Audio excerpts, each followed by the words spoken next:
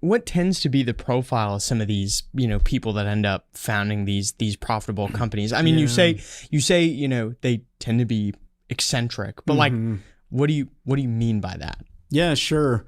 Well, one thing we noticed right away was we had an application and we were too imitative of college.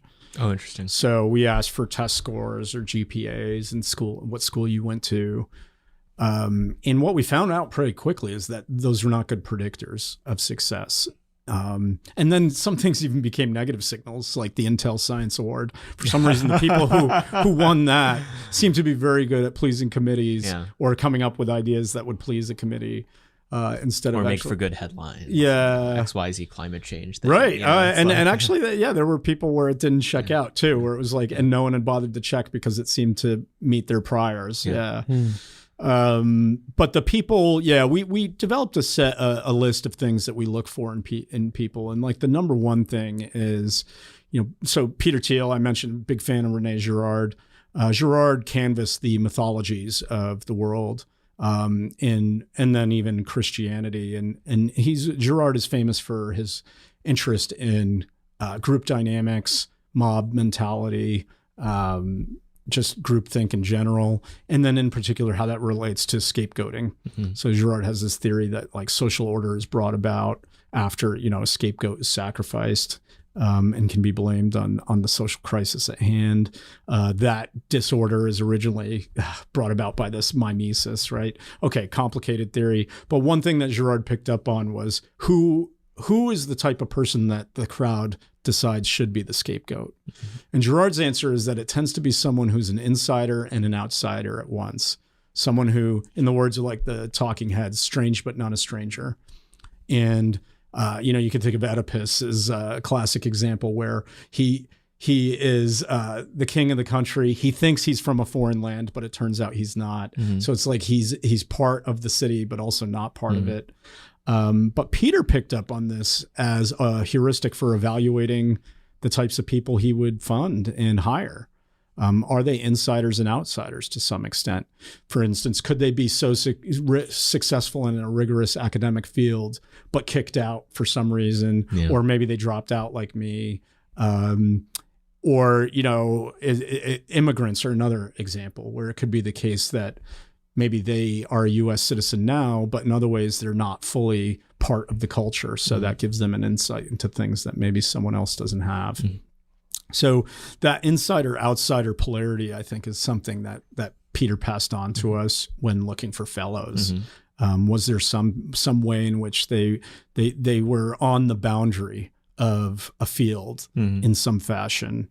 And Girard's idea was like, okay, if you're a total foreigner, stranger, you can't possibly be blamed for the social crisis at hand.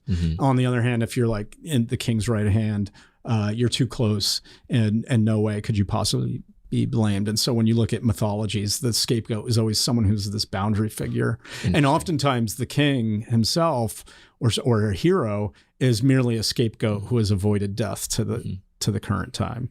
This kind of stuff informs the way we look at, and it proved true with the Thiel fellows as well, where they fit some description of that insider outsider. And then there are some other things where we look at, we don't really have name, we made up names for them. It's like one of them is my colleague's favorite. We call Friday Night Dyson Sphere.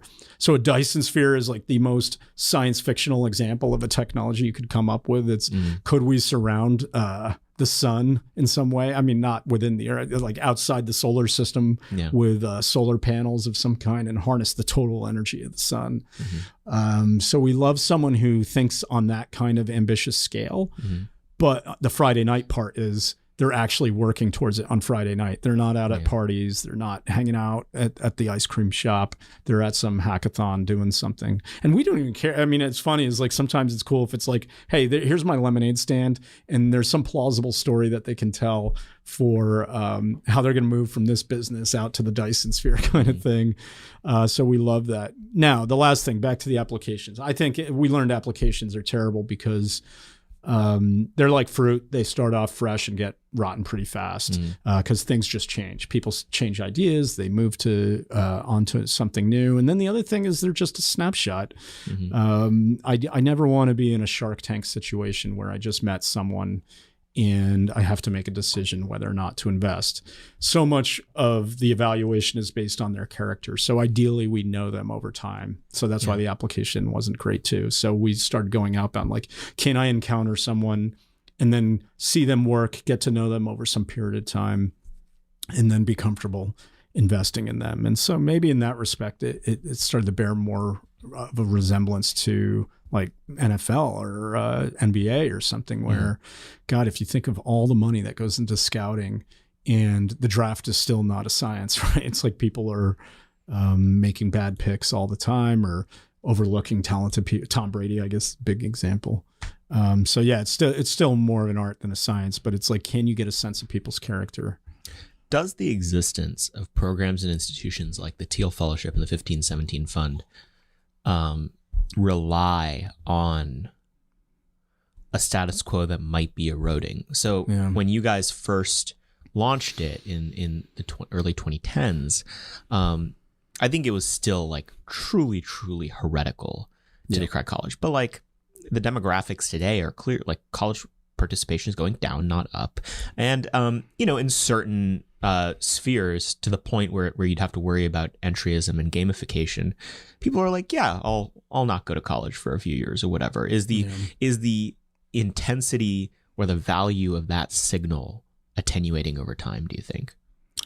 Yes and no. Certainly the idea of leaving school to work on a tech idea is more mainstream than it used to be. I think that's true.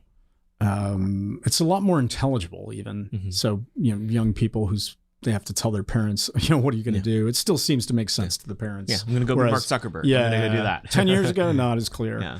And then the other thing is like I think in areas where you can directly measure skill, that's where college is eroding the fastest. And we do see that in engineering. So if you could be an avatar with Darth Vader as your pseudonym. And if you have a GitHub repository, so GitHub's a site where people upload their code and their peers can vet it and vote on it. And you can, that's a better resume than a resume. That's better than LinkedIn. You don't need a college degree. So we know tons of people who have just been hired by all the big tech companies, Amazon, Apple, whoever, just because they can demonstrably show, here's my portfolio and I can do this.